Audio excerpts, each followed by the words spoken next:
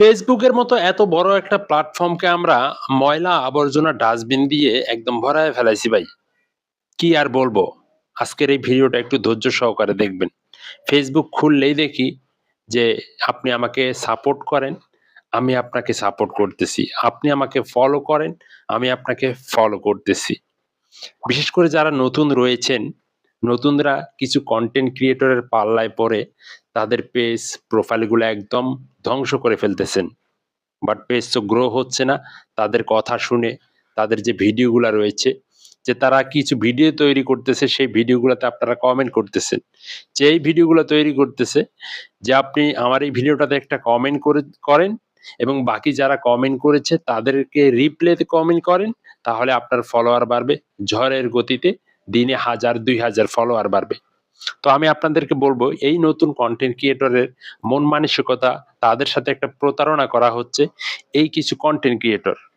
তো আমি নতুনদেরকে অবশ্যই বলবো এই ভিডিওটা একটু গুরুত্বপূর্ণ সহকারে দেখবেন।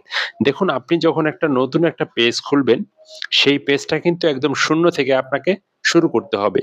পেজ খোলার পরে আপনার একটাই লক্ষ্য থাকতে হবে, কিভাবে আপনাকে একটা কনটেন্ট তৈরি করতে হবে, কিভাবে একটা কনটেন্টের মধ্যে ভালো কিছু দিতে হবে, কিভাবে একটা কনটেন্টের ভিতরে ভয়েস ওভার দিতে হবে, কিভাবে একটা কনটেন্টের কোয়ালিটি, পিকচার, ব্যাকগ্রাউন্ড ভালো করা যায়। এই চিন্তা ভাবনাটা কিন্তু আপনাকে প্রথমেই পেজ খোলার পরে এই চিন্তা ভাবনাটা আপনাকে মাথায় থাকতে হবে।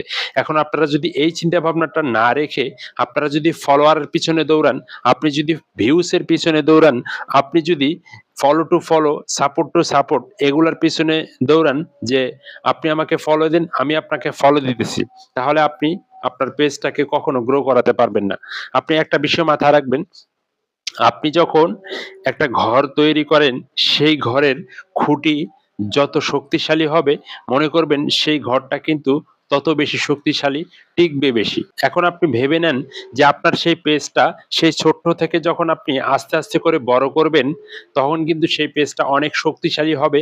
আপনার নিজের যে কন্টেন্টগুলা দিয়ে আপনি আপনার পেজটা সাজাবেন, আপনার পেজটা বড় করবেন, নিজের কন্টেন্ট, নিজের ফেসটাকে পরিচয় করাবেন মানুষের কাছে, তখন কিন্তু আপনার একটা ফেস ভ্যালু তৈরি হবে এবং আপনার একটা শক্তি তৈরি হবে। আপনার একটা পেজ নষ্ট হয়ে গেলেও 1000টা পেজ আপনি নিজে তৈরি করবেন, কারণ আপনার ফেস ভ্যালু তৈরি হয়েছে।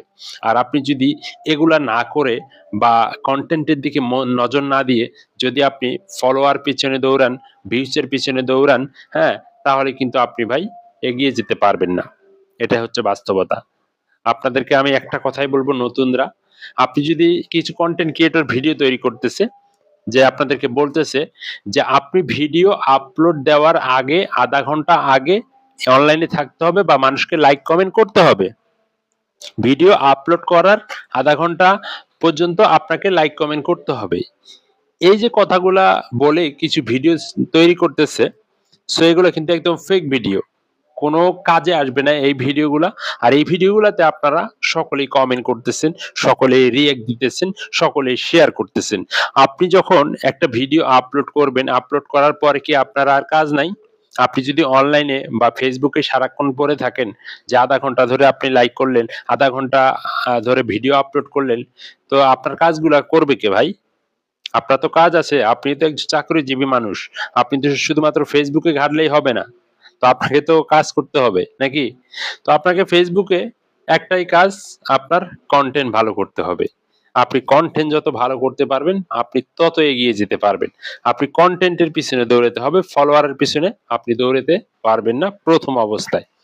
১ম অবস্থায় যদি আপনি কনটেন্ট ভালো করতে পারেন, অটোমেটিক ফলোয়ার অটোমেটিক চলে আসবে। এটা হচ্ছে বাস্তবতা।